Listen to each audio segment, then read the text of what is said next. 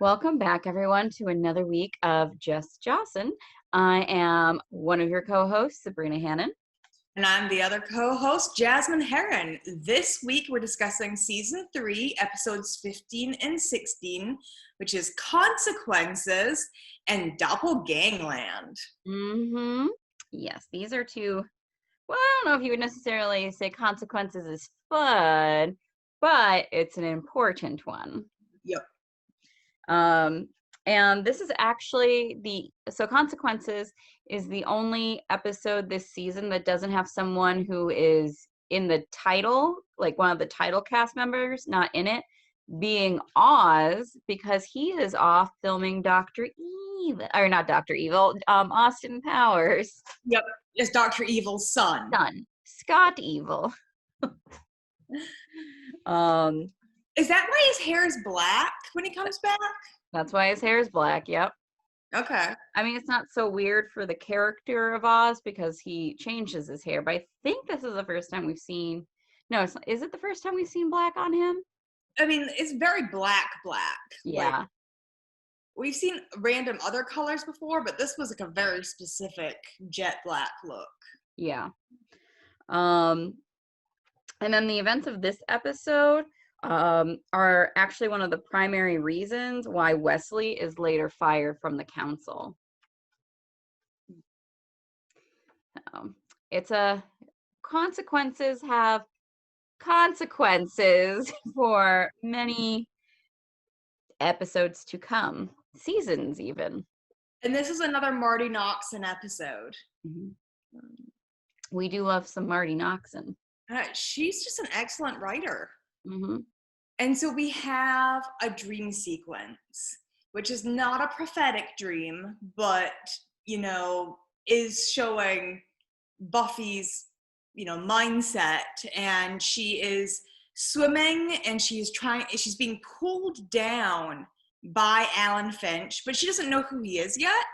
And she just knows that it's, Alan Finch pulling her down, and she finally gets to the surface, and Faith shoves her back under the water. Mm-hmm. But, a lot of people try to drown Buffy. I think Buffy has drowning issues, so. I mean, honestly, she should. She's drowned to death before. So, anyone would be a little water shy at this point. And so she wakes up and she goes downstairs, and her mom is watching a news report, and it's about the discovery of Deputy Mayor Alan Finch's body has been discovered. He has been murdered.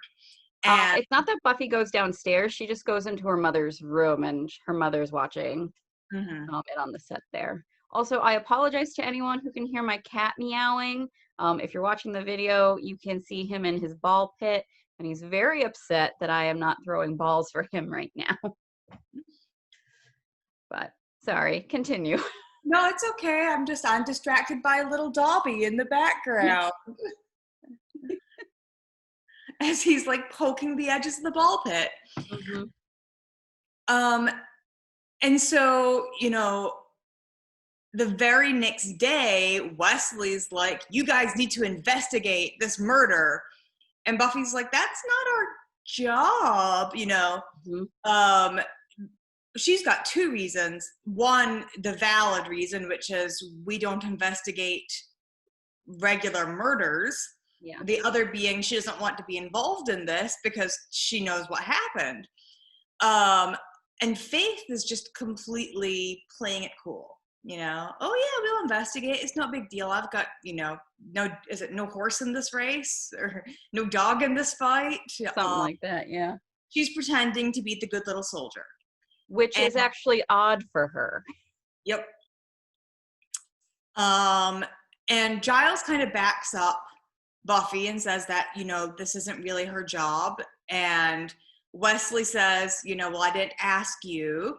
And, Giles is like, hey, you just recently really screwed up. Maybe you should be listening to me.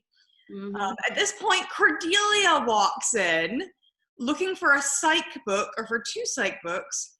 And Wesley is smitten. Oh, yeah. He thinks Cordelia is a teacher.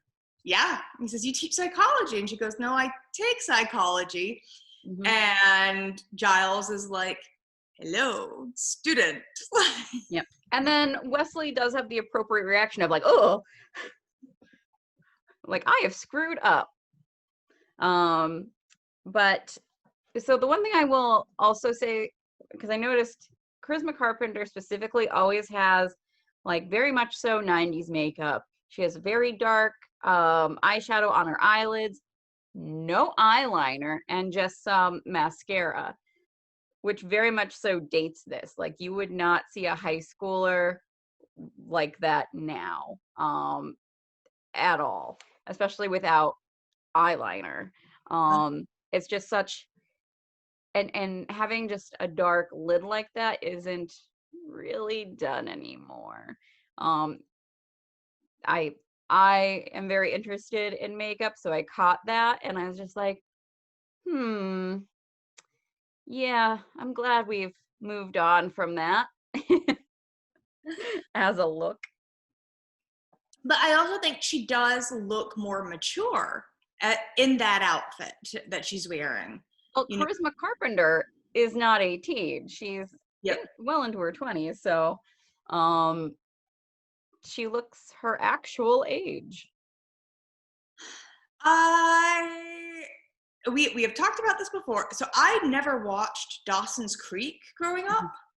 And my sister-in-laws and my sister were all like, ooh, Dawson's Creek, we're watching it right now. Or they're rewatching it. And it's so fantastic.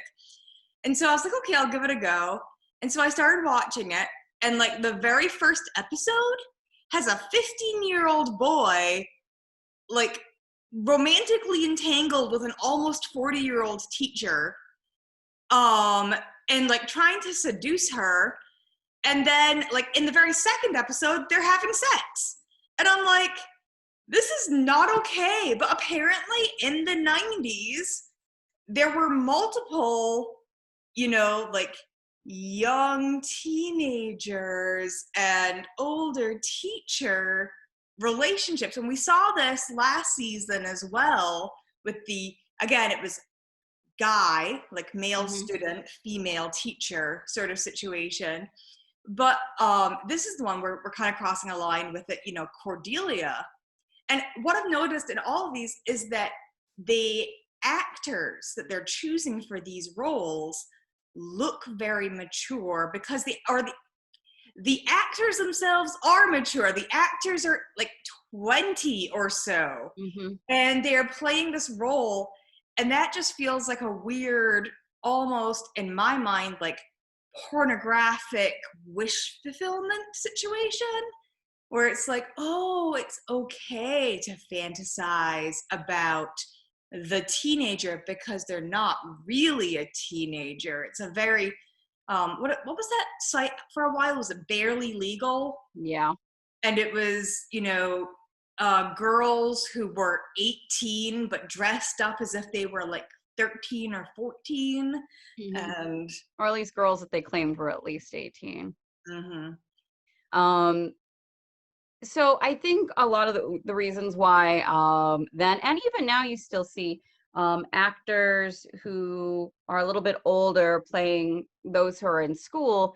There's different protections, and it's harder to work with minors depending on what your filming schedule is. So you're more likely to want to hire people who are over a certain age.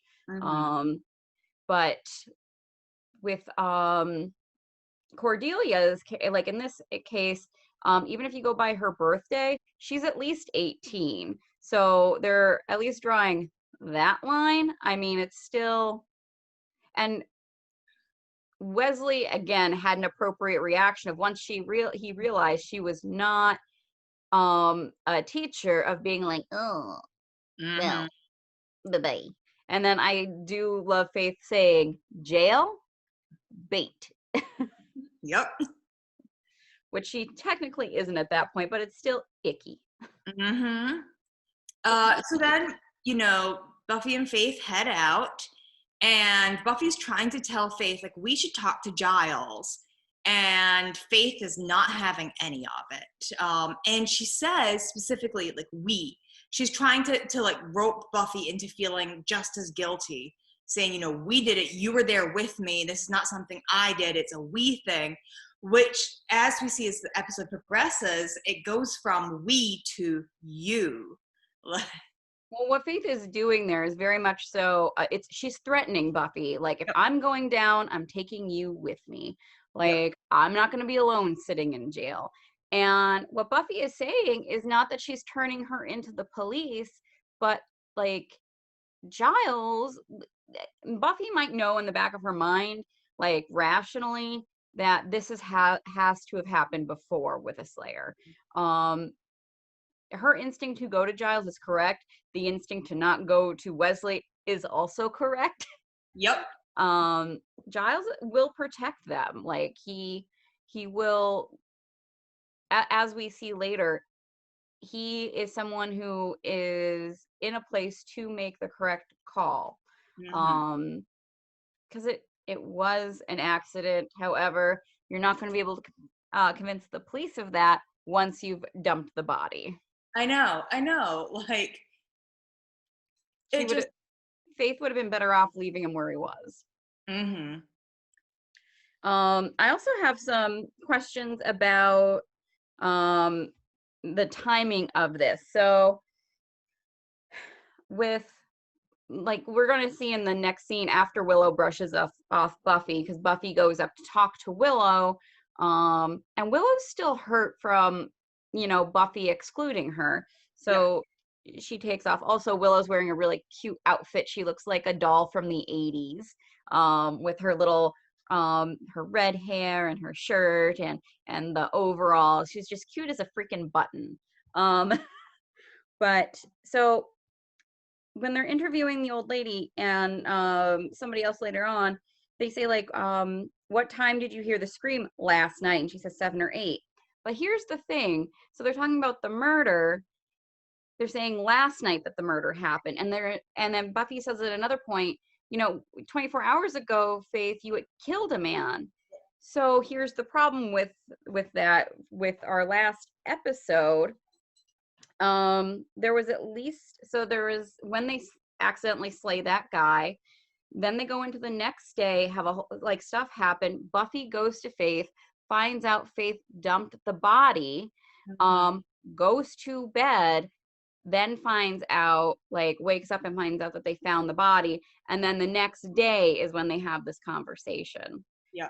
So it was 48 hours at least. 48, not 24. And it drove me crazy this whole episode. I'm just like, no, your timeline does not mesh up. Mm-hmm. He was found within 24 hours, it sounds like, but all this stuff did not happen within 24 hours. Yeah. Also, wow, Faith really sucks at hiding a body. She did not weight it down very well. Like, what did she use? Edible string that attracts fish?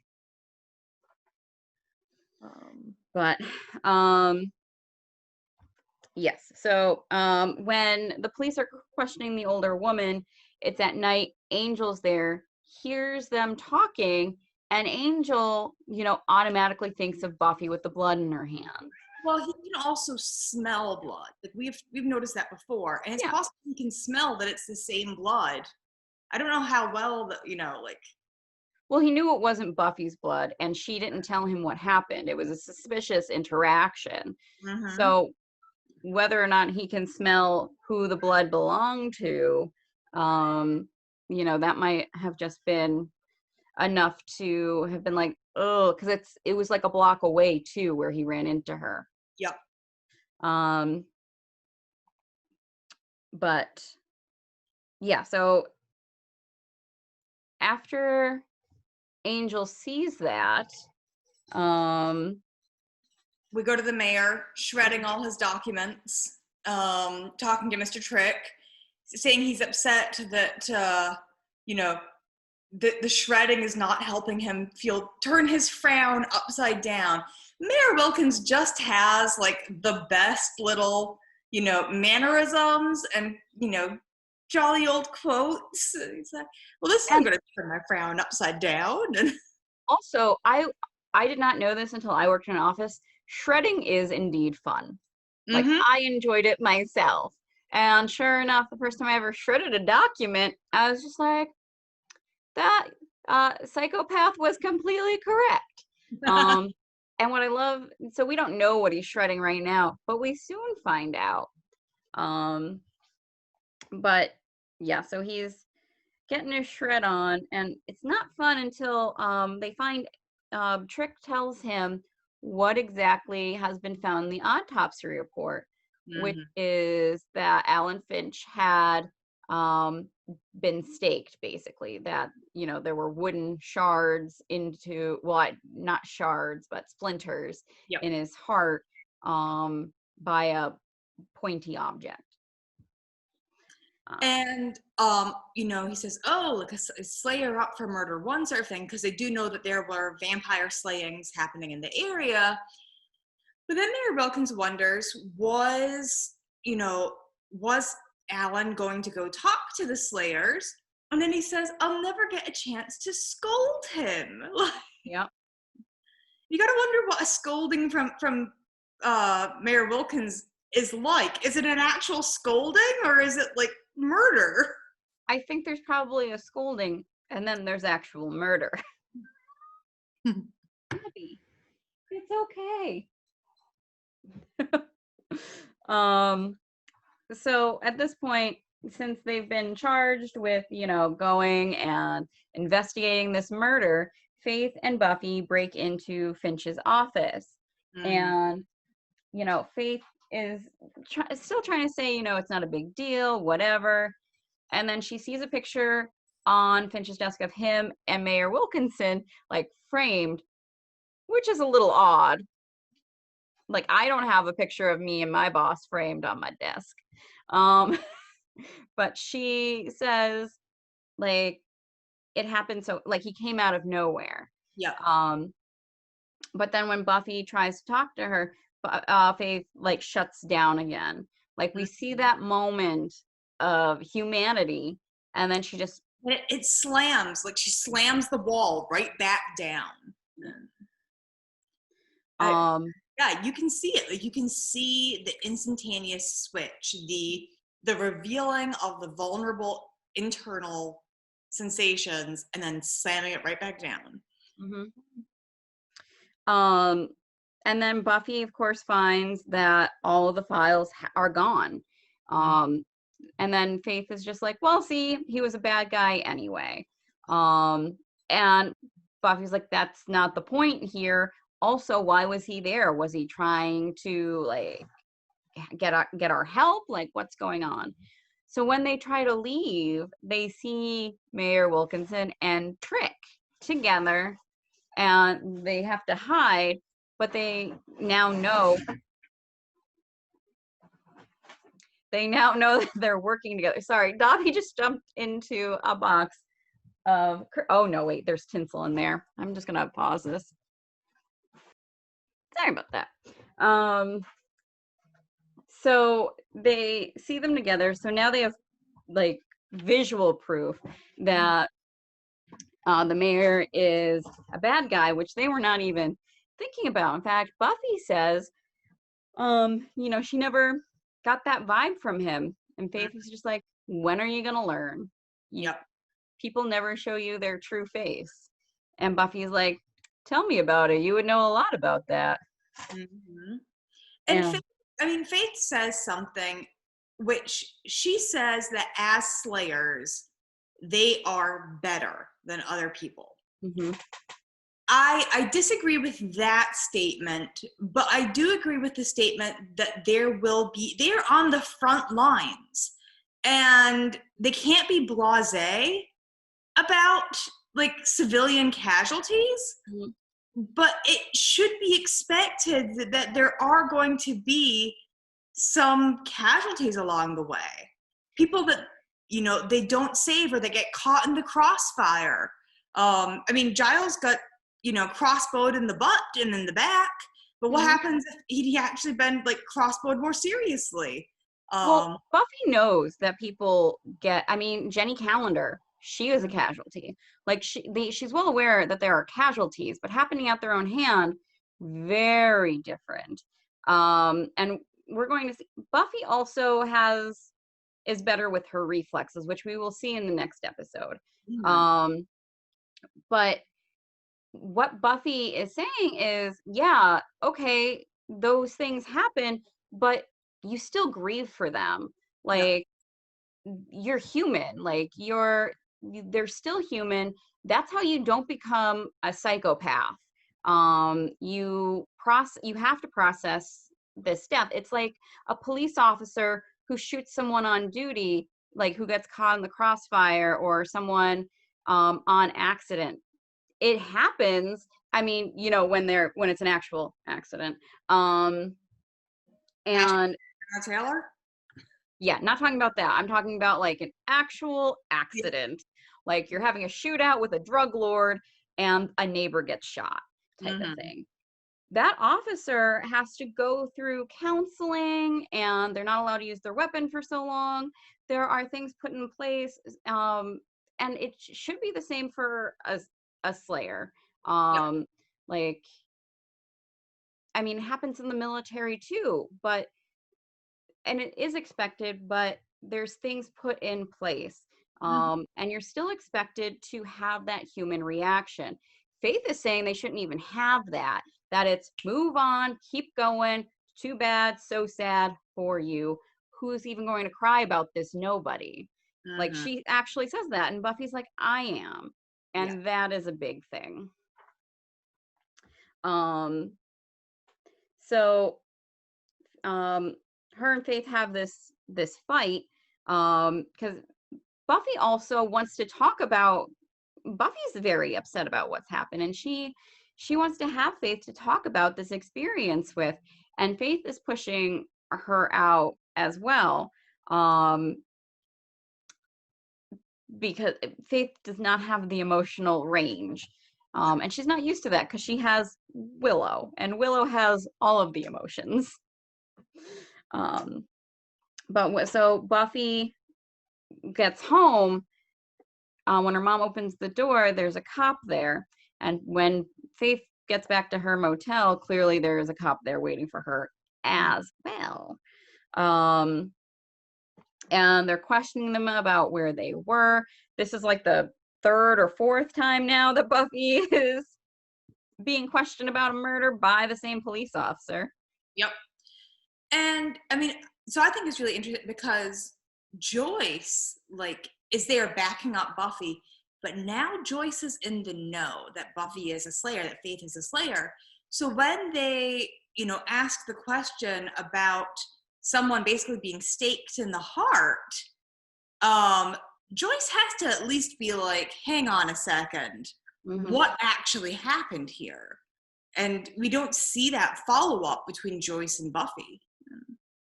I mean, Joyce might also have kind of thought, like, might be in, again, denial, being like, there's no way Buffy would have done that. It must have been Faith. Like, there is that very strong possibility, or that she simply does not want to know, or the writers just completely forgot to include that, which seems like the most likely scenario. But also, there are 0 lawyers present when, like, Buffy is no longer a minor and her mother is present. But like all these times that she's been questioned by the police, there has never once been a lawyer. Like, not a once. And the first time she was being questioned, her mother should have been in the room with her. I realized that, it was her mother's boyfriend that was just murdered. But even still, she's a minor. That's how these things work. But Angel is lurking at the motel and sees, like, the cop leave Faith's place. So Buffy, I don't know if it's the same night or it's the next day when she goes to Willow's. I think it's the same night. It's that night she goes to Willow's and tells Willow what's going on. So, like, Willow starts to be like, oh, our friendship, blah, blah, blah. I feel like I'm being shut out. And Buffy starts crying, and Willow immediately is like, no, I'm sorry. Like, I take it back. I was being too harsh. And I'm a bad person. which is funny to us because we know that the person that she's threatened by being Faith is actually kind of a bad person.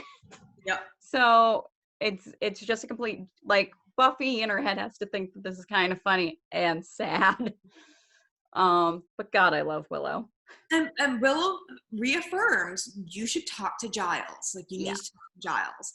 And so, of course, Buffy goes to Giles and, you know, she starts to talk, and then Faith steps out and she tries to backtrack.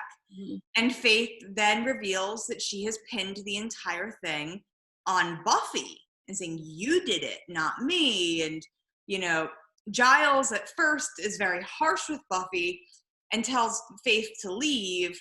But the moment that Faith leaves, he's like, don't worry. Like, She's a bad liar. she's a bad liar. I know my Slayer. And then he's like, here's how we're going to handle this, which of course fails horribly because Wesley hears it. Yep. Like, you know, had they actually done Giles's plan, Faith's life would have been completely different. Well, had they been able to complete his plan, I should say. But, you know, Giles also says exactly what we've been saying, that this has happened before. But what the council does is they hold basically their own investigation and trial, and then the Slayer is forced to accept whatever their findings are. Yeah. Which, here's the thing, if they decide that they think that they need a Slayer, so if they're going to lock her up, they're not locking her up, they're killing her, so the next one can be called. Like, Yep. Faith might get off the hook because Buffy is still alive, but otherwise I'm pretty sure that they would just kill the Slayer. Mm-hmm. So there's a lot of problems with how the council does a lot of things. Yep. But Giles says he has no intention of involving them because Faith is in such a delicate position. Like, if they freak her out, they're going to lose her forever. Mm-hmm. I think Giles took a lot of psychology classes at some point. But yeah, and the second we see Wesley and his stupid little face, we know that he is ratting it all out. Even if he wouldn't have thought that initially, Mm-hmm. that's what he's going to do because he has been defied. So the Scoobies all wind up having a meeting. And like so the original Scoobies. Mm-hmm. Or it's Oz, no, Oz isn't there. It's the original Scoobies. Yep. And someone suggests having intervention, and Buffy's like, "Oh, you mean like you did with me? No. Yeah. That was no good." And Xander volunteers to talk to Faith one-on-one. And everyone's like, "But why?" And he's stumbling around trying to not say it. Willow picks up on it faster than anybody else because you can see by her face. Face. Wow, I can't. By her face, not her faith. That she knows that what Xander's trying to say is that him and Faith had sex. And then it finally, Giles and Buffy clue into it too. And Buffy tries to tell Xander that it's not going to work because Faith, as she says, thinks that the guys she sleeps with are a joke. And then she's like, no offense. And during this time, such great camera work, such great face work from Willow. When you see Willow internally processing.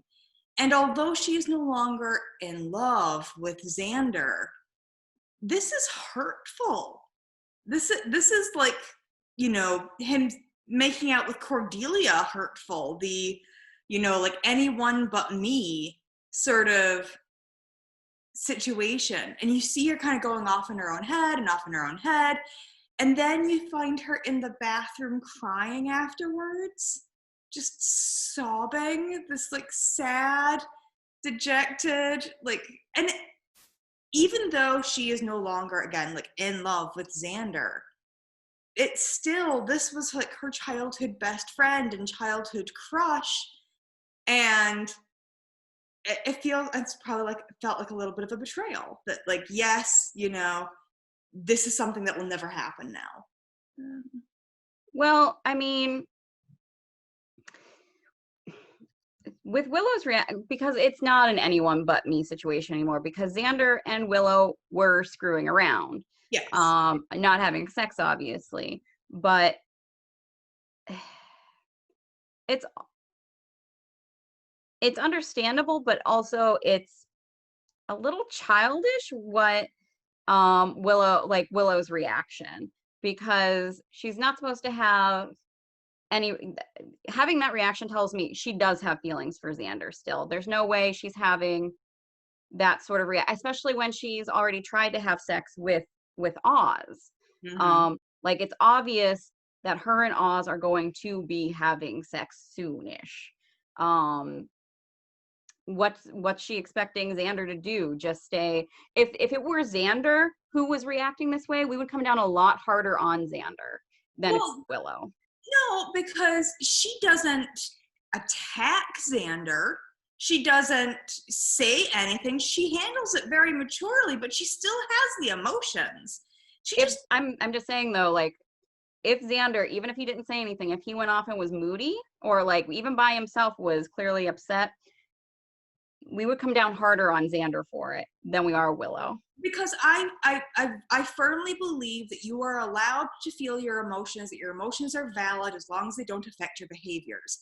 And Xander often lets his emotions affect his behaviors, whereas Willow has her emotions, processes her emotions, but does not let them affect her behaviors. And I think it's valid for her to take a minute, to take a beat and say, like, yes, I am actually still upset by this. I recognize I shouldn't be upset by this, but I am upset by this. And I'm going to take a moment to grieve it in private. I mean, she's definitely allowed to do that. But what I'm saying is, some of the things don't add up. Like, if you no longer have romantic feelings for that person, there's no need for the tears. Have you never had like an ex-partner get with someone new and you feel just a little twinge? I've had them get with friends, and I'm upset with the friend because they also didn't say anything to me. They did it behind my back, which is very different. But I also didn't cry about it. I was just like, well, now I know that this person is not my friend. Faith was never Willow's friend. Faith is a psychopath. I could see Willow being upset for Xander, because Xander clearly thinks that there's a connection there that isn't.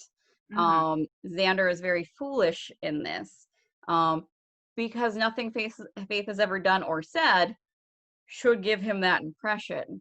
But no, I don't buy if it's not your, there's no betrayal there. There's no. But it's not really a discussion about betrayal. It's about having emotions and grief. Like, she's moving on with Oz.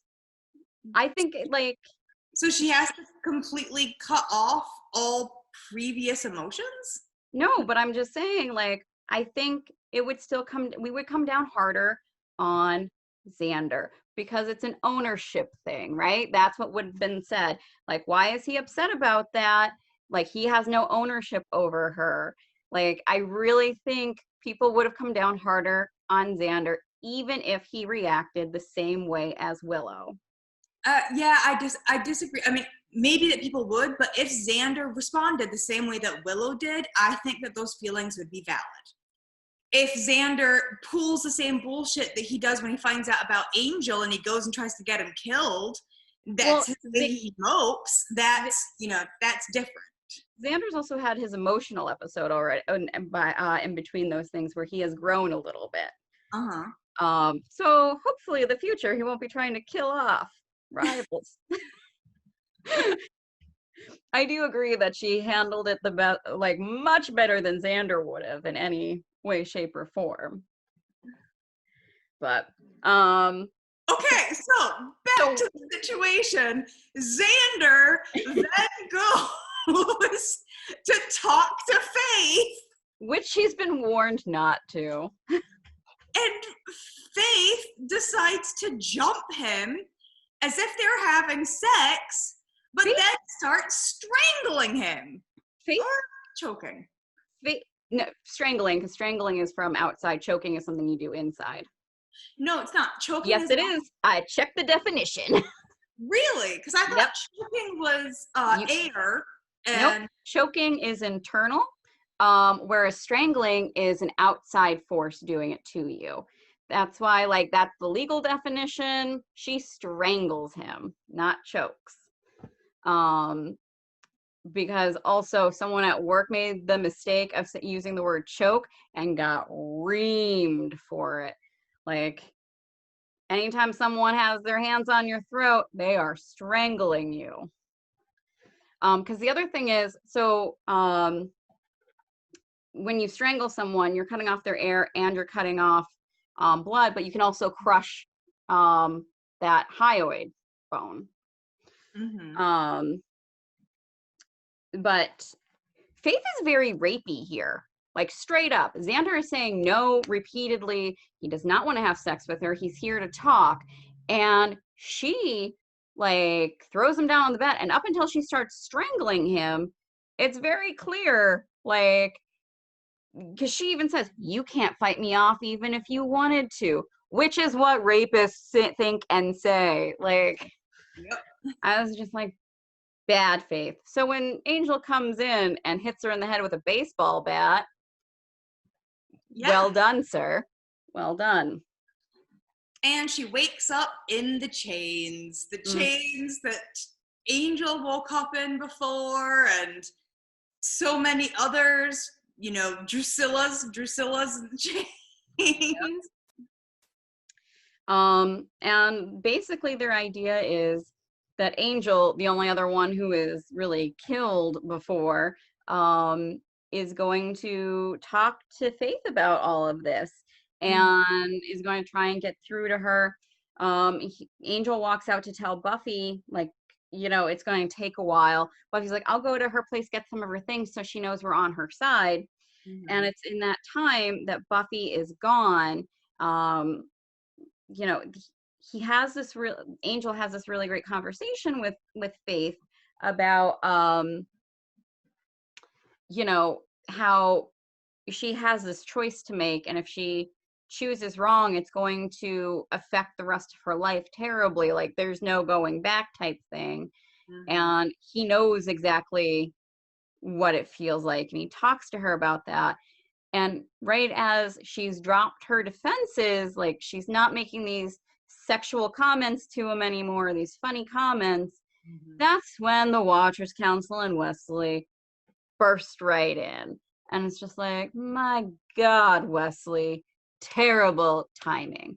And they throw like this, what are those things called? Like those nets? Is there a name for them? A weighted net?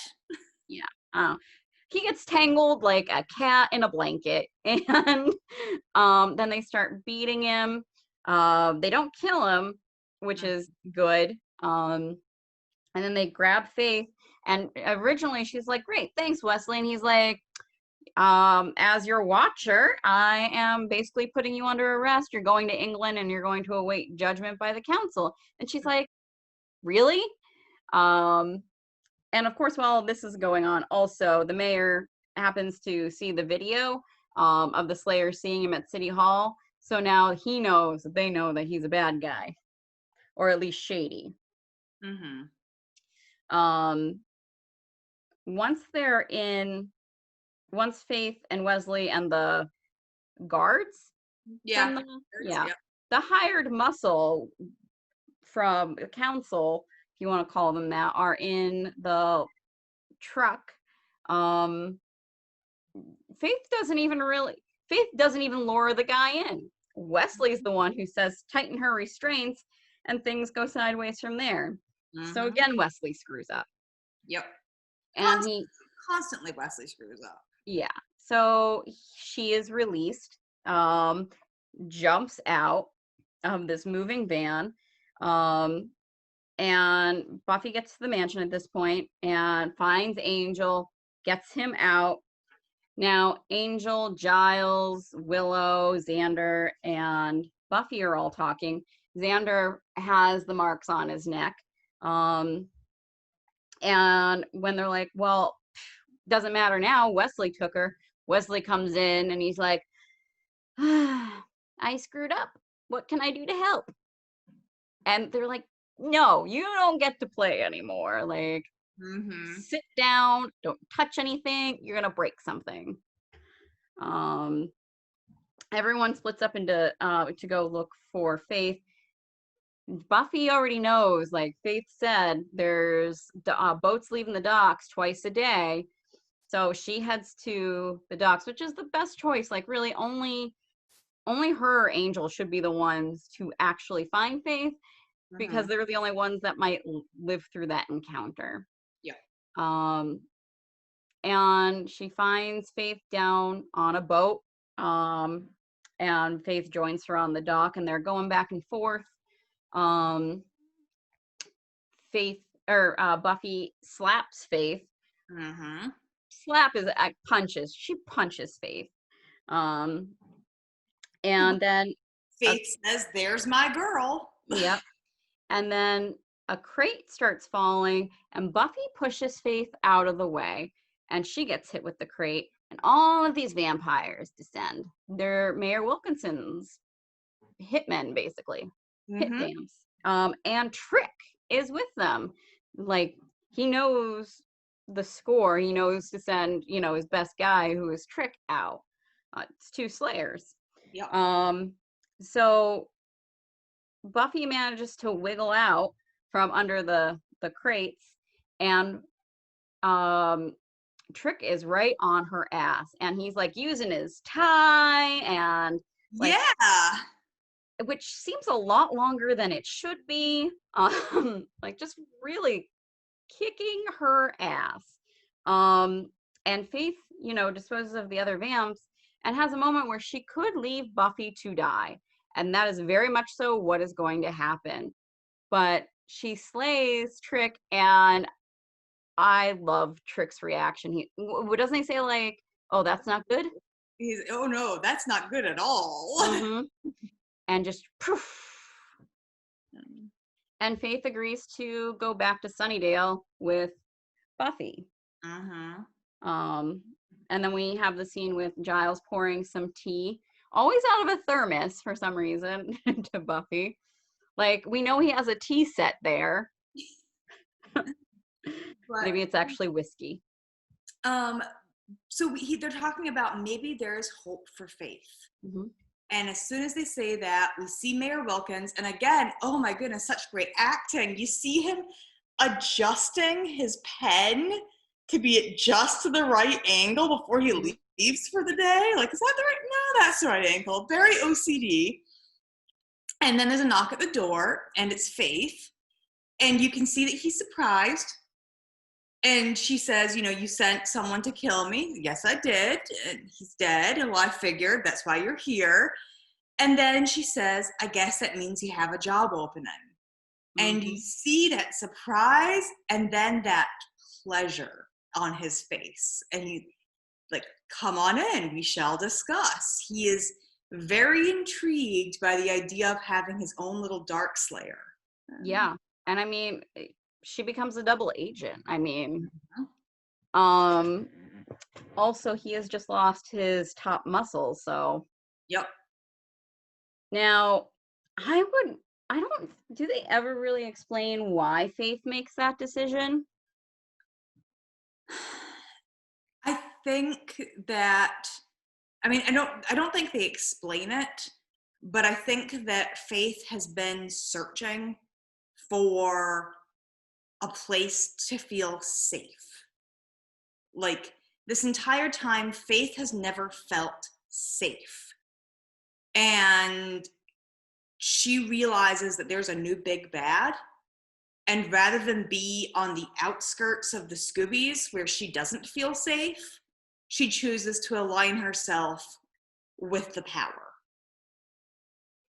And I mean, it's an interesting choice because she goes to the person who has just tried to kill her. Mm-hmm.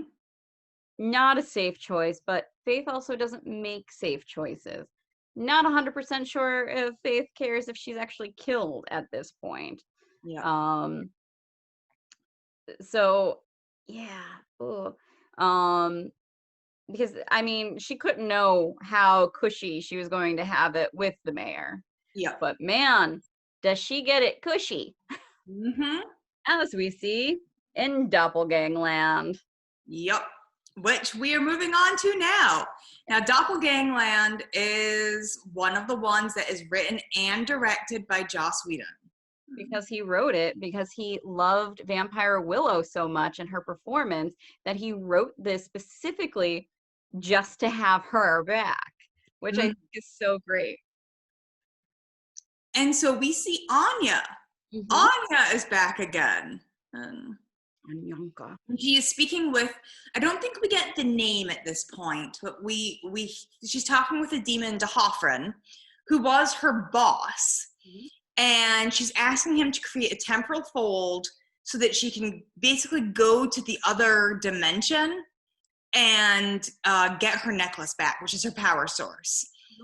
And he says no, he's no longer interested in her. She no longer pleases him. And Ani says that she's going to get it back without his help, which we then flash to Willow spinning a pencil. Mm-hmm. Which, that has to tell you also what's going on at Sunny High. Nobody notices Willow spinning a pencil in the air as Buffy is doing sit-ups. Mm-hmm. But yeah, so she's spinning it, and she doesn't even have to be looking at the pencil anymore to keep it spinning. But she said it's very much so tied to her emotions, because as soon as they start talking about Faith, Buffy points out the fact that it's going vroom, vroom, vroom, vroom, vroom, and then flies and stakes the tree. Yep. By the way, Willow, that's a handy trick. You can just start staking vampires that way. Right? Like, you know. Pew, pew.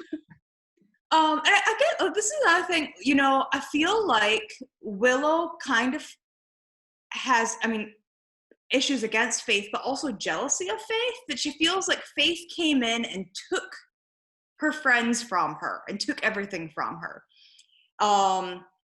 Which Buffy had that initial reaction to Faith as well. Mm-hmm. But, you know, like, all of a sudden, Faith has stolen her best friend, and then has stolen her ex-boyfriend, and then... Well, not ex-boyfriend, ex-fooling around partner. Ex-lover. Yeah. Ex-lover. Yeah. Ex-plaything?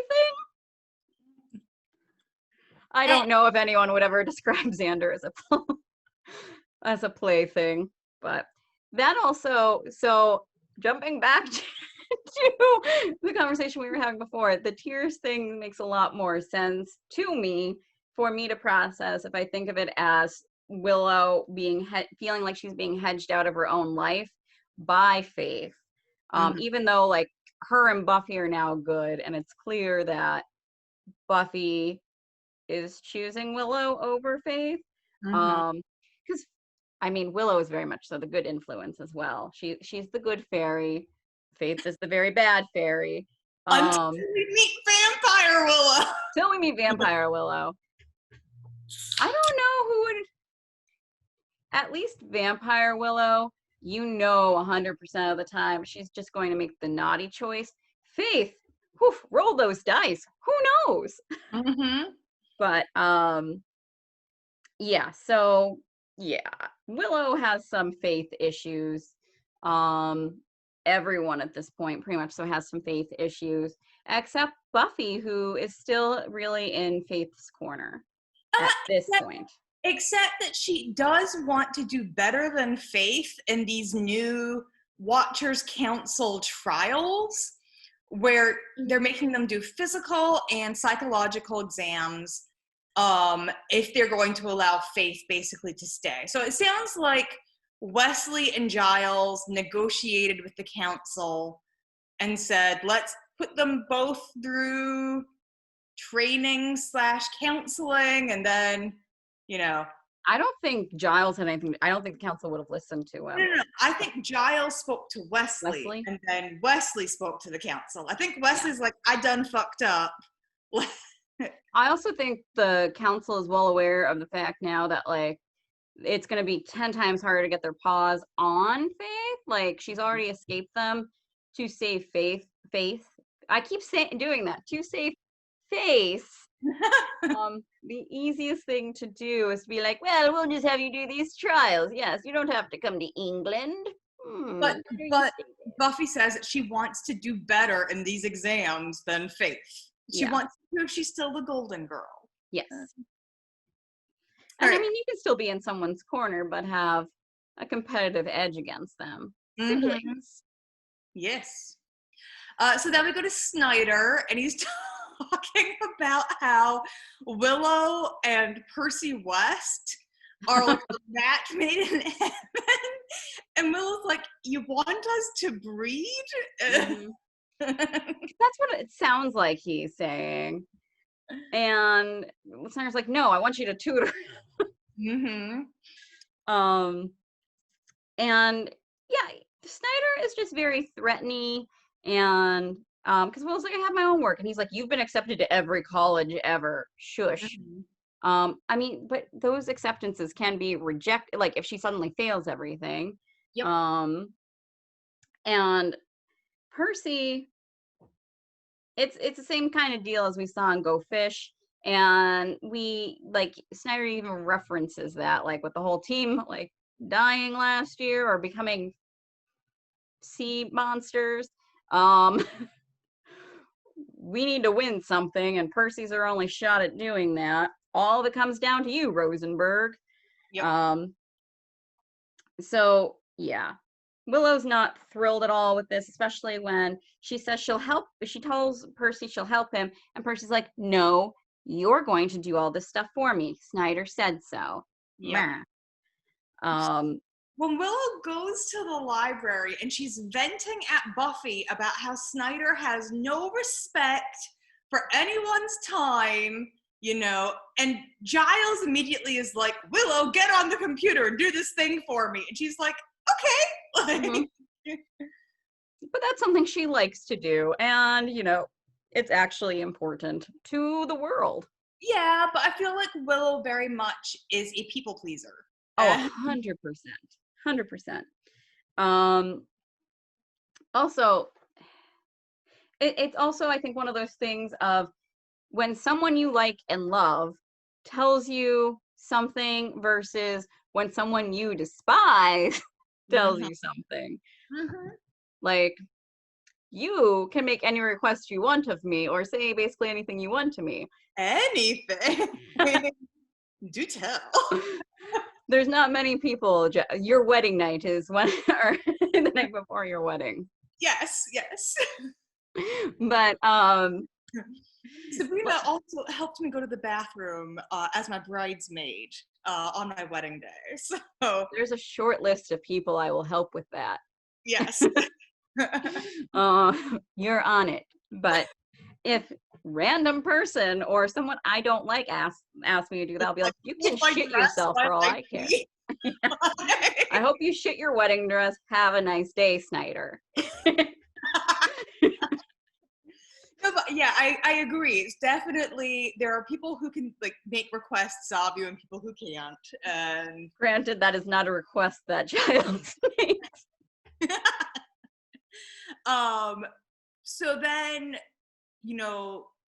Faith approaches Willow and asks her what she's doing, and Willow says she's trying to break into the mayor's files, and Faith runs scurrying right back to Mayor Wilkins to let him know. But before that happens, I do love, because Faith and Wesley come in from their training session. Faith isn't sweating. She's not out of breath, nothing. She looks like she just walked down the hallway. Wesley looks like someone was driving a car and making him run behind it. He's going, can't catch his defibrillators. Yeah, like he is not in good shape in any way possible, and now he has to go out with Buffy. Like he's gonna drop dead is what's going to happen. He was not built to be a watcher. Like he's meant to do research, and that's it. Well, at this point, he gets better. And so the mayor has gifted Faith a brand new apartment. It's fully furnished. It's fancy. He tells her, we'll keep the motel room so that you can meet your friends, like as a front, but he is giving her the cush treatment. Yeah. And then he says, let's kill your little friend. At first I thought he meant Buffy and then I realized, no, he's talking about Willow. Yeah. And then he says, but I'm not going to ask you to do it. It's still too new in our relationship. You know, let's have someone else do a vampire attack. Yeah, no, I thought the same thing. And it was the same thing of like, it wasn't until they attack one of the Willows that I realized. And it happens each time that I watch this too. Like I have completely forgotten I've ever seen this episode. I'm just like, oh yeah, he wants to kill Buffy. And then that's not the case. Not yet, anyway. Yep. And then he distracts her by so she tries to make it sexual. She calls him sugar daddy, and he says, no, I'm a family man, you know, and he shuts it down. He really views her as it progresses as a daughter. Yeah. And, you know, I think that's an interesting dynamic that I love seeing explored. Yeah, 100%. But he then tells her that he got her a PlayStation. He's like, I believe some lucky little girl has a PlayStation. Like, and I think it makes their relationship in that manner makes a lot of sense. Faith, we don't know if she's ever really had a father. Her relationship with men has been trash. It kind of makes sense that the really evil one with the 1950s mentality, but who appreciates what she can do, is the one that she gravitates towards. And he clearly cannot have children, but definitely has, I believe that he wants to be a family man. Well, he once had a wife. We discussed this later in the season, where we'll come across it, where he talks about how he had a wife, Edna May. And it doesn't discuss children, but it's possible that they wanted kids. I mean, he is, as you discover later, a sorcerer. Like, he is a powerful sorcerer who has made all sorts of deals with, you know, everything, various powers in order to ascend into becoming a full demon. But he is a sorcerer who's over 100 years old. And I guess he was Richard Wilkins, and then Richard Wilkins II, and then Richard Wilkins III. Yep. And it's very believable. Like in the beginning here, like he's definitely trying to buy Faith's like loyalty. But I think it does become a very genuine relationship. I don't think anyone doubts that he truly cares for Faith. And if he wasn't evil, man, he would be such a good influence on her. I know. He is a stable father figure. He is kind of Faith's Giles. Yeah. He really, truly is. And I think especially, he already comes with all those dad-isms. Like, he's just waiting for a kid, and she shows up. And so now he gets to spoil someone. And I think he really likes doing that. And I love how he's like, no jumping on the bed with those shoes on. Yep. Unhygienic. And he does not like when people have poor hygiene. I really do like their relationship. I just wish she were not evil. Yep. And so Oz meets up with Willow. He tells her that he had a gig, that he got back from late. She's like, I wanted to see you. He says, I didn't think you would want to miss school. And she basically feels like everyone thinks that she is boring, which is the exact wrong time for Buffy and Xander to show up and be like, she's old reliable. And then they have this whole little conversation about old reliable, old faithful, old yeller. Yep. They just keep getting it worse and worse. And I just love how Willow is like, I'm eating this banana now. Lunchtime be damned. Like, that's how she's sticking it to the man. By the way, I am so easily like influenced by product placement because I saw that banana and I went, I'm gonna eat a banana right now. We've talked about this before. There was something else, right? The stuff Ted was making, right? But maybe pizzas or the cookies. Yeah, the pizzas. You wanted a pizza. If every time I see someone eating something on television, I'm like, well, I gotta eat that now. Like, a banana. A banana seems really good right now. What was it that in Crazy Ex-Girlfriend, when the commercials are talking to her, making her, and Billy was just, your husband was just like, oh yeah, that's you, Jasmine. Yep. I am like the target audience for product placement. See, for me, it has to be something that like really looks good. If I'm just hearing it, it doesn't do anything. And since I've learned what the tricks are that they do to like fries and stuff like that, fries don't do it because I'm just like, I know what's happened to you now. Yeah, no. But pizza. Every time I see a Domino's pizza commercial, I'm like, pizza. Yeah. But anyways, I totally like went and got a banana while I was watching this episode because Willow was like, I'm gonna eat this banana. And like the other thing, like I can see like, because everyone's gushing over like Ted's food, it just shows up. Just shows a banana, and I'm like, yep, gotta go eat one of those. Like, in the episode where Oz eats a rabbit as a werewolf, were you like, rabbit sounds good? I would love me some meat right about now. Where is that pepperoni? So, poor old reliable goes back into the school, and Anya says to her, you know, I'd like your help with a spell. And Willow's immediately like, ooh, is it dangerous? And Anya's like, no. And Willow's like, can we pretend it's dangerous? But of course it actually is dangerous. And as they are doing the spell, Willow gets flashes of the alternate universe. And when she has those, she tries to resist the spell. And the sand, instead of falling on the image of the necklace, pours on Willow's hand. And, you know, Willow says, I'm not going to do this spell. This seems like way dark magic. And I'm taking my chicken feet and going home. And then we get to the vamp Willow in the warehouse, which was the factory for the alternate dimension.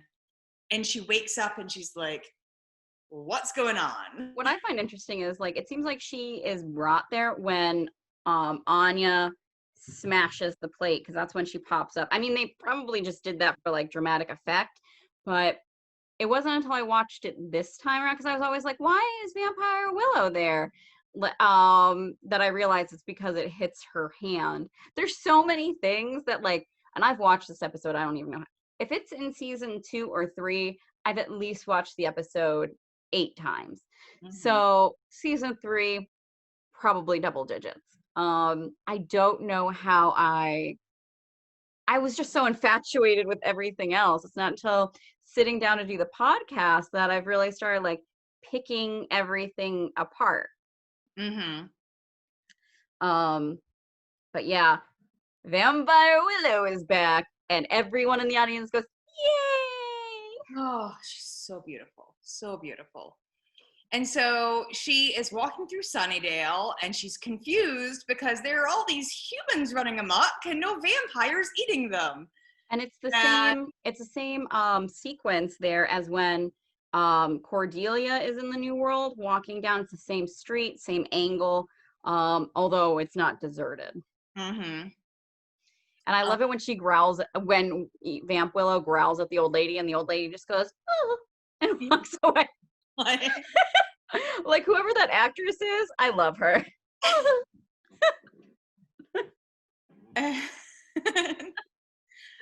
Norma Michaels plays older woman. Well, she is wonderful. Claps for her and her reaction. She was an actress known for her roles in Easy A, Wedding Crashers, and Badass. I do not recognize her from any of those, and I've seen 3 of those movies. But she's Micah's grandmother in Easy A when he gets sent down south for he has gonorrhea and he gets sent to live with his grandparents. Mm-hmm. Apparently she was the yeah. So apparently she often plays old woman or upscale elderly lady. That is her role. Older lady in salon, older lady, older woman, elderly passenger. Mm-hmm. So-and-so's grandmother, so-and-so's grandmother. Gert. Grandmother, yep, lots of grandmothers. That makes sense. But yeah, so Vampire Willow is heading to the Bronze, because the Bronze was basically her home. And that's her safe place. And sure enough, it's our Bronze, where the humans are running amok, and Vamp Willow is not happy about any of this. And Percy sees Vamp Willow and is just like, Rosenberg, why aren't you at home doing my homework? And at this point, she just lets him have it. And we are all like, go, Vamp Willow, kick his ass. Yep. So, and because he like goes after her too. And she's like, nope, not having it. Mm-hmm. And Xander comes in at this point, and he just sees the 2 of them like grabbing each other and assumes that Percy is hurting Willow. And so he intervenes and says, get away from her. Don't you ever touch her again. And Vampire Willow is very excited to see who she thinks is Vampire Xander, and goes, you're alive. And then realizes, you're alive. Mm-hmm. Does not like this. And then she sees the Slayer. Mm-hmm. And she recognizes Buffy as the Slayer, but not as Buffy, her friend. And so she just says, I don't like you. And she senses something is wrong. She's in the wrong place. She doesn't like the world. And then when Buffy reaches out for her, she turns around in vamp face, and there's just shock and dramatic music, as we were talking about previously, how when you're not in the situation it's cheesy, but when you're in the situation, oh my goodness, dramatic music swells. Yep. And so when they, because obviously Vamp Willow is in Vamp Willow clothes. Yep. All the leather, all of the makeup, the green corset, yeah, great makeup, great hair. And they had been telling Willow, like, you know, you can always do a change, like when she was getting upset, like, you can always, you know, update your wardrobe, or like trying to like be helpful. But then Buffy's like, I didn't mean like that, but I mean, yeah, I mean, it's a look. And that's what they initially had thought. Not quite. So they're very upset. They go, I mean, because they think that their best friend is dead. Yeah. And Buffy blames herself because she had told Willow, like, that she was reliable. And she's like, if I never said that, she would have gone out and been turned. And they're in the library with Giles. Giles is heartbroken. Giles says she was the best of us. And Xander says she was way better than me. Giles says, yes, she was. Much better. Much better.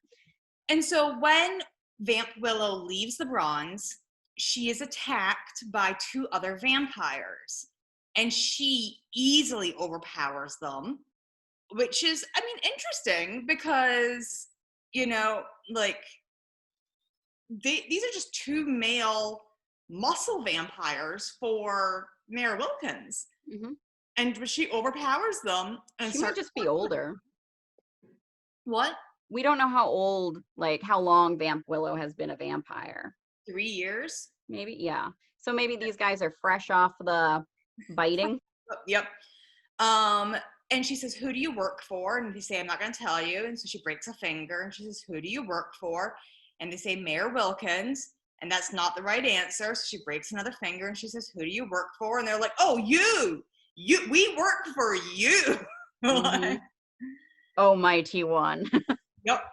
And Vamp Willow says, okay, get your friends. We are going to change this world. We are going to make it fun. Well, all of that, so before all that had happened, when they were, in the library, when they're just like, oh, Willow, actual Willow in her pink fluffy sweater, it's with the flower, it's the worst thing Willow's ever worn, really. Best thing. It's the worst thing she's ever worn. Walks in and she's like, hey guys, oh, who died? Oh no, who actually died? Sunnydale's not the place to ask who died. Yep. So when they try putting the cross in her face and it doesn't work, Buffy and Xander hug her and she's like, guys, what? And then Giles, Willow finally gets Xander and Buffy off of her and is like, Giles, what's going on? And Giles runs over and gives her a big hug. And now she's like, okay, did you guys do a bunch of drugs? What I love though is that Xander like shoves a cross in her face and then like shakes it. React, he like shakes it as if it needs like batteries or something. Mm-hmm. Why isn't this thing working? And Willow's just like, the hell are you doing? Yeah. So. And when they're like, you were a vampire, she goes, I was not. So offended. I am not a vampire. Yeah. I just love how she asks. I will forever love how she asks them, so did you guys happen to do a bunch of drugs? Yep. And so Anya goes to the Bronze and she asks for a beer and the guy's like, ID. And she's like, I'm 1,120 years old or like 1,120 years old. Give me a beer. And the guy just doesn't even fake. He's like, ID. And so she asks for a Coke. Yep. Angel shows up talking to Oz, looking for Buffy. And that's when the vampires appear. And they say, like, you do what we say, no one's gonna get hurt. Angel's like, why do I like not believe him? Oz just deadpans, like, well, he lacks credibility. Mm-hmm. Suggests that he go gets Buffy. And Angel's like, I don't know, I don't feel like I should leave you alone. And that's when Vamp Willow shows up. And Oz immediately, like, stony face says, go get Buffy now. Like, yeah, take some steps forward and is like, get Buffy now. Because, like, his heart just has to, like, fall out of his body and plummet to the netherworld. Like, his Willow. And then we see Vampire Willow. It doesn't tell you this here, but she actually, the girl that she picks up, Sandy, and bites, she actually turns her because Sandy shows up in 2 other episodes. Huh? Doesn't she show up in season 4? Yeah, she will show up again in Family and Shadow as a vampire. So Vamp Willow sires someone while she's in our world. Yep. And Oz tells Vamp Willow, she doesn't want to do this, and she's very confused because she recognizes Oz as one of the White Hats. And at that point, Anya steps in, and Anya's like, this isn't your world. You have to realize that. You want to get back to your world. I want to get back to your world. Let's do this. So then we go back to the library, and Angel has come to tell them that Willow is dead and a vampire.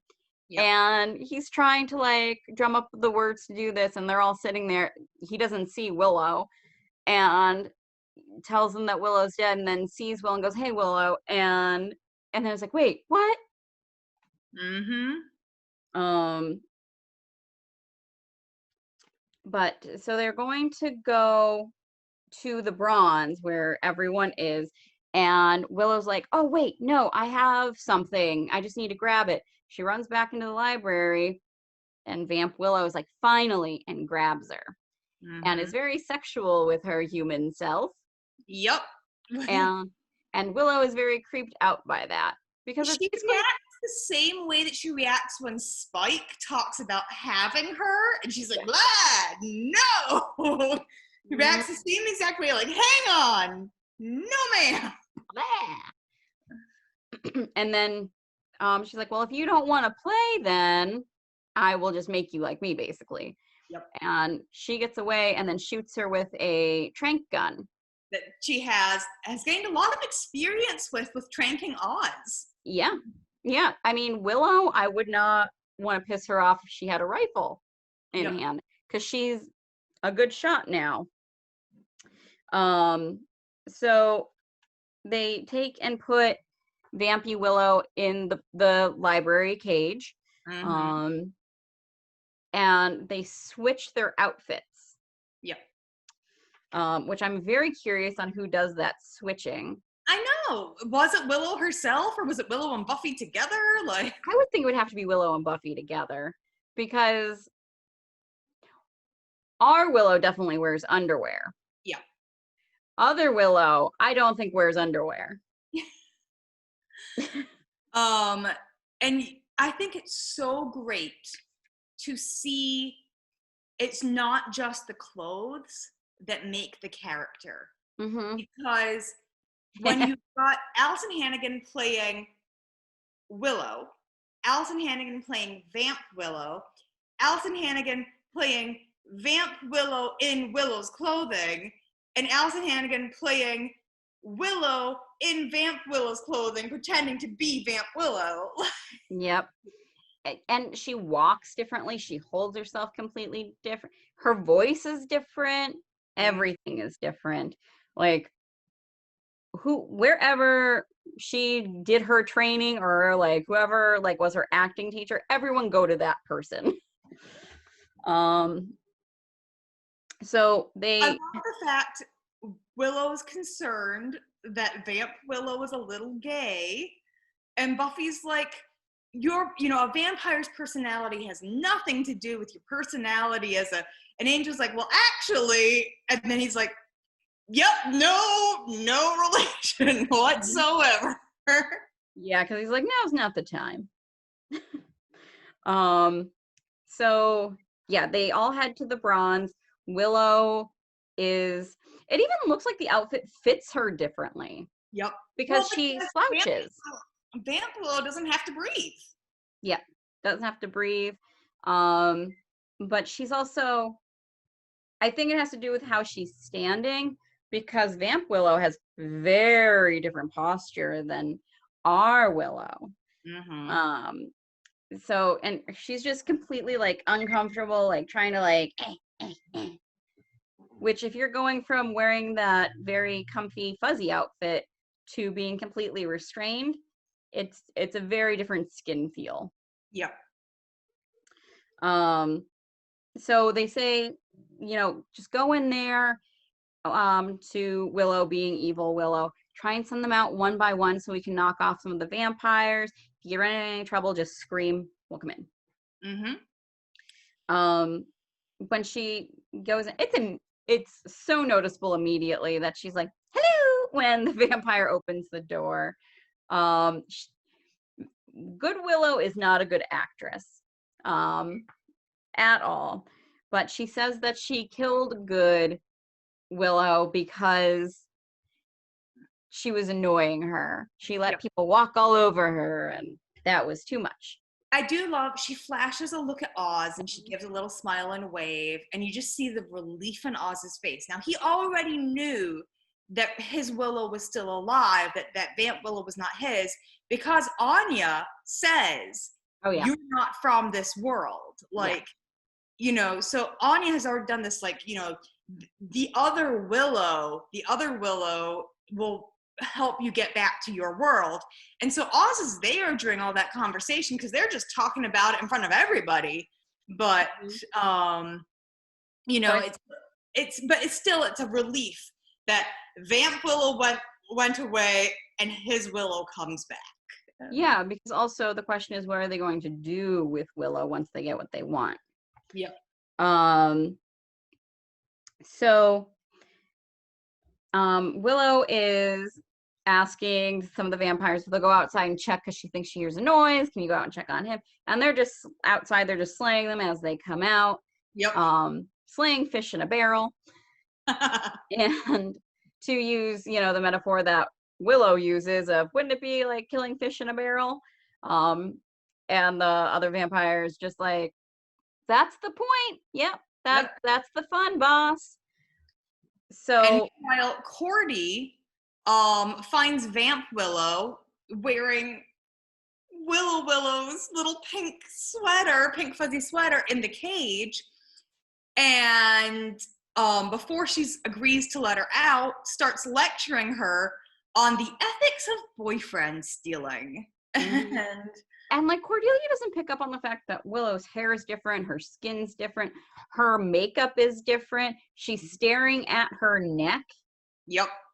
None of this rings true. Like, no alarm bell set off for Cordelia. Not a one. Or the fact that Giles isn't in the library. Willow is there by herself, as she locked the door on herself. Yep. And so she lets Willow out, and Willow vamps out, chases her. Cordelia runs into the bathroom, and Wesley intervenes, and he's got his cross that actually works on Vamp Willow. And then he pulls out a bottle of holy water and chases her off. Yeah, she goes, whatever, and walks away. And my favorite part, and when Vampire Willow is chasing Cordelia, is when Cordelia's like, forget everything I said, you can have Xander, my blessings to you both. And Vampire Willow is just like, I am so over him, and continues to chase Cordelia. But of course then, as soon as Vampire Willow leaves, with Wesley holding the holy water and the cross, Cordelia touches his back, and he shrieks like he is a tenor. Like, that shriek is fantastic. Yep. And Cordelia is just like, oh yeah, I guess they killed Willow. So do you want to get something to eat? Basically. Yep. And when she comes in, she was looking for Wesley. That's why she went to the library. She is all dolled up in like an evening gown, like a mini evening, but it's like, sparkles. And she's like, oh, hot, like, let's go get something to eat. And Wesley's like, this is a problem. Like, what you're doing is a problem, but also this is a problem. Yep. Not that we really see him or Cordelia again, I think, this episode. Nope. So they may have gone to get something to eat. Who knows? So then Anya, has figured out that Willow is not Vamp Willow. And I love, Willow's response. She's like, I'm an evil, bloodthirsty fiend. Look at my outfit. And then when she's like, yeah, well, I can do something human. Could a human do this? And then she screams, and Anya and the vamp just look at each other and go, yeah, humans do that. But that's when everyone comes bursting in. Yep. But it's just such a great thing. Like, yeah, no, humans, yeah, they do that. So, at this point, everyone's fighting.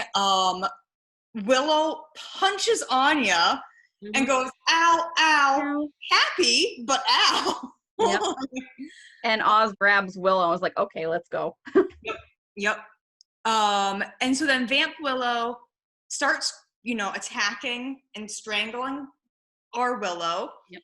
And Buffy just is slaying away, sees her Willow in danger, snaps off a pool cue, goes to go stake Doppelganger Willow, Vamp Willow, and stops as Willow says, no, don't. Which is right back to Bad Girls when Buffy says to Faith, wait, stop. Faith doesn't. Faith continues with the lunge. Willow says, wait, stop. And Buffy's reflexes are such that she is able to stop and instead knock her out. And I think it's so Buffy is better at the slaying all around, but I think it's also Faith jumps into things head first, whereas Buffy does not. Her brain is always running, not just to survive, but she's taking in everything around her, and she listens to other people. She listens to the people she cares about. Faith does none of that. Yep. Like, she's just in survival mode. And that's what her life has taught her to be in. Yep. But yes, she's able to stop and does not slay Vampy Willow. So they're going to just send her back to her world. Yep. They're not getting Anya's necklace. Nobody wants her to have that thing if that's what she did to the world. And I love that, again, another moment. Earlier when Vamp Willow sees Xander, he goes, hands, like hands in new places. And then as our Willow is hugging Vamp Willow goodbye, she goes, hands! And I also love that Xander says to Vamp Willow, like, so in your world, like, I'm a badass, right? And she's like, and he's like, oh yeah, I'm bad. And he's like so thrilled with his badass vampire self. Meanwhile, like, so the thing that that Angel says about, like, we see a little bit of the, like, vampires are still kind of a little bit like their human selves when Anya says, like, I shall get back at you all for this. And both Willows go, and same exact way, same exact reaction. Yep. Like, what was that Angel was saying? Like, and so poor Vamp Willow gets sent back to her world, right back to the reality where Oz grabs her and shoves her into a splinter of wood, the way he'd been planning, and she just goes, oh, and doesn't get to finish it before being dusted. Yeah. And then we're back in our world with Buffy and Willow chatting. I love this scene. They're chatting, and,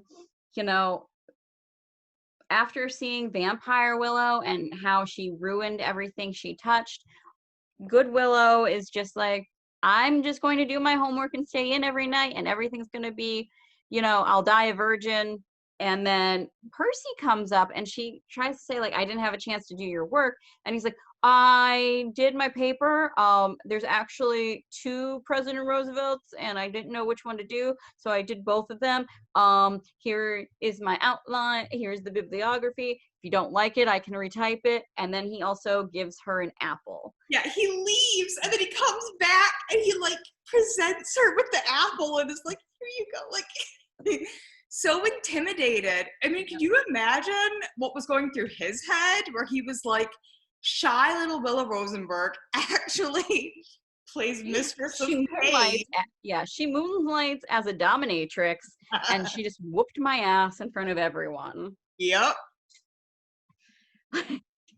And then when Buffy's like, so Bronstein? Well, I was like, yep. Oh, such a good episode. Both of these were great episodes. I'm not actually sure if season 3 has any not good episodes. I don't know, but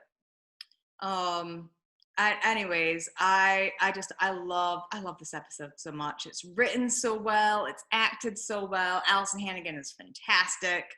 So she can really do anything they throw at her. Yeah. Have you ever seen her on Penn and Teller's show where they have people come on and do, like, tricks, like magicians? No. Yeah, she's like the host of this show. It's after or like at the very end of How I Met Your Mother time-wise. I think it's still running, or at least it was before the pandemic. And I forget what it's called, but it's in front of a live audience, and these magicians come out and they do tricks. And if Penn and Teller cannot tell them how they did the trick, and they'll like whisper it to them so they're not giving it away, then they win money. It's quite fun. Sometimes they get it right, sometimes they don't, and they can also wind up in the Penn and Teller's like Las Vegas show or something like that. Like there's a big grand prize. Like they get to come back and do stuff. But it's really fun. And Allison Hannigan winds up being in some of the acts because they're like, I need someone to pick a card. And she wanders on stage and she's like, all right. Well, this was really fun. And we got into some intense, heated debates here. Yeah. It wasn't just Jossin. We were duking it out. But next Buffy week is a very serious thing to fight about. Next week we are discussing enemies and Earshot. And Earshot, I think we'll get into it later, but that was supposed to be shown sooner than it actually was because of world events. But we will get into all that next week. Yep. Thank you for just Jossin with me. Thank you. And we'll see you all next week in the Hellmouth.